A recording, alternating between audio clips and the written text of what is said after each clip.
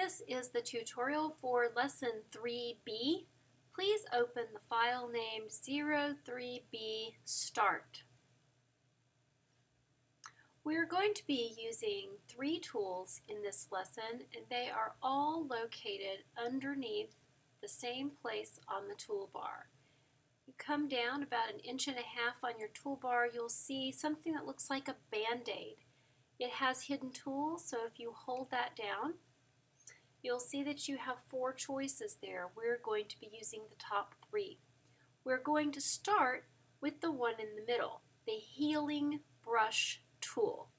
So choose the Healing Brush tool, and you'll see that like any other brush, it appears as a circle, which you can make larger or smaller with the bracket keys on your keyboard.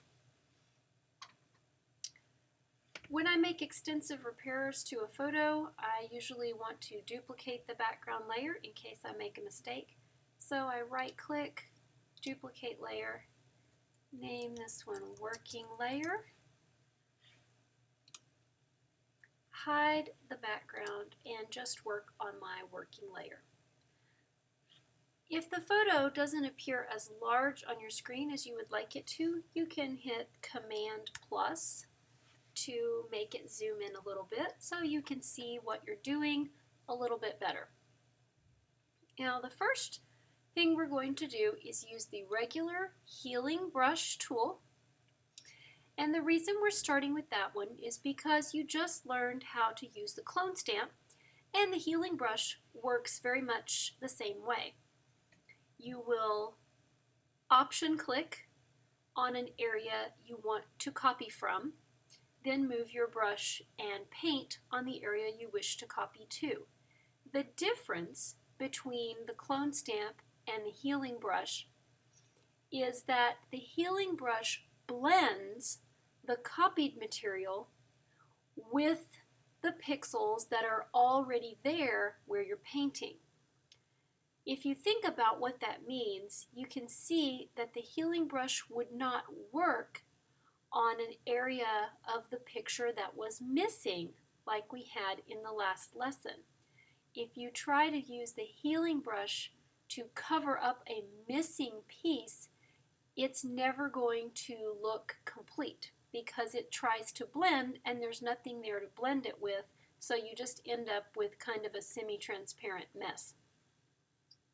However, in the picture we're dealing with now, there aren't any missing parts. There are just some kind of blemished areas, maybe because that's the way it looked when it was photographed, or maybe because the photo has been damaged a little bit over time, and the Healing Brush will work just great to get rid of those. So the Healing Brush works the same way as the clone stamp. I'm going to make mine a little bit smaller, and we're going to use the Healing Brush to eliminate these holes only in this area. Don't do the rest of the picture. We're going to use something different for those. So I'm going to option click near my damaged area of the photo right about here, then move over and click to cover that hole. And I'm not actually dragging like a paintbrush, I'm just clicking. You can drag, but sometimes it will give you a strange result. So if the area you're trying to repair is small, I recommend just clicking. Also, you should make the brush as small as you can while still covering the area, because if you Healing Brush an area that's unnecessarily large, you can end up with some unnatural looking blurring as a result of the tool's blending function. So as you can see there, just a few clicks and all those holes are gone. I'm going to back up a few steps and do that one more time. So I get my Healing Brush, option click, click to cover, choose a new area to clone for this one. Option click, click to cover, and repeat, and repeat. This one needs to be a little bit bigger. Option click, click, option click, click, and option click here to cover that last one. So you can see that it really does a pretty nice job of blending in. You do not have any harsh lines around the area that you have covered. So that's the healing brush tool. It works great on these rocks, and it also works very nicely on human skin tones.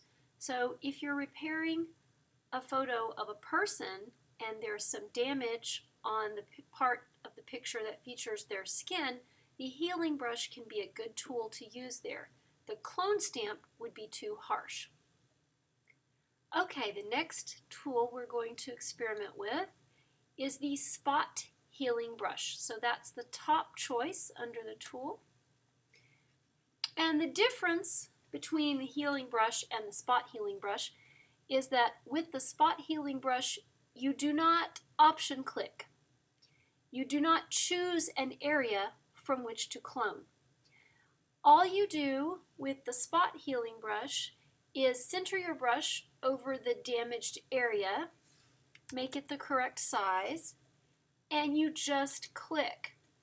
So this tool, rather than having you select an area to clone from, simply reaches out to the pixels surrounding the area where your brush is, and it uses those pixels to generate the pixels that will cover the area you are repairing. So again, there's no option clicking. You want to make your brush as close to the right size as you can get it, and just click. Let the tool do the work for you.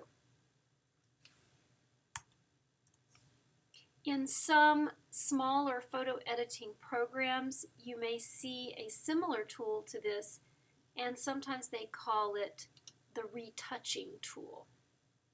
It does the same thing. Just grabs some nearby pixels and mushes them together and makes a little mask over the area where you have clicked with your spot healing brush. Okay, I'm going to back up a few steps.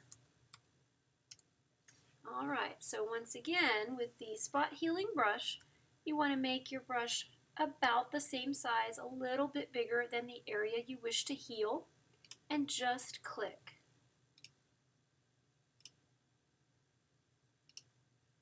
That's it. You can see here, this is not as perfect as the result we got here with the healing brush. So sometimes one tool will work better than the other. It just depends on what you're doing. All right, the third tool that we're going to use is the patch tool. Now the patch tool accomplishes the same thing as the healing brush or the spot healing brush, but it just is operated a little bit differently. So instead of having a brush, we have a selection tool, and we just make a rough selection around the area that needs to be fixed. So here I'm just drawing my selection area by clicking and dragging around these initials that have been carved in the rock. Now this is where it gets a little strange. We need to check our options up here. If you see here where it says use pattern, if you were to click that, it would put the pattern showing here into the area you have selected. Obviously right now that is not what we want to do, so Command Z. You want to make sure that your selections here are on the first little picture of the patch there, and you hold down your mouse inside the area. You'll see the marching ants stop marching. Now you drag your selection area to the part of the picture you want to use for your patch. So what you're looking for is something that has similar tones and shading as the area you're fixing. So you wouldn't want to come over here and get this part of the picture. That's not going to match up very well. So I'm going to use this area here because it's the most similar to the area I'm trying to patch. When I let go, it takes my selection and blends it with what was already there and repairs my photo. Let me undo that and just show you one more time. You click inside the selection and drag. You can see what it's going to look like. But when you let it go, it blends. So it does a really nice job with the shadows and keeps it looking very natural. So that's the patch tool. So in this lesson, you've learned about the healing brush tool, the spot healing brush tool, and the patch tool, all of which work very nicely when repairing a picture with finer or subtler textures like this rock or like human skin tones, for example. So you should find these useful in various situations when you're repairing photos. At this point, you can go ahead and take your screenshot, and that is what you will turn in for lesson 3B.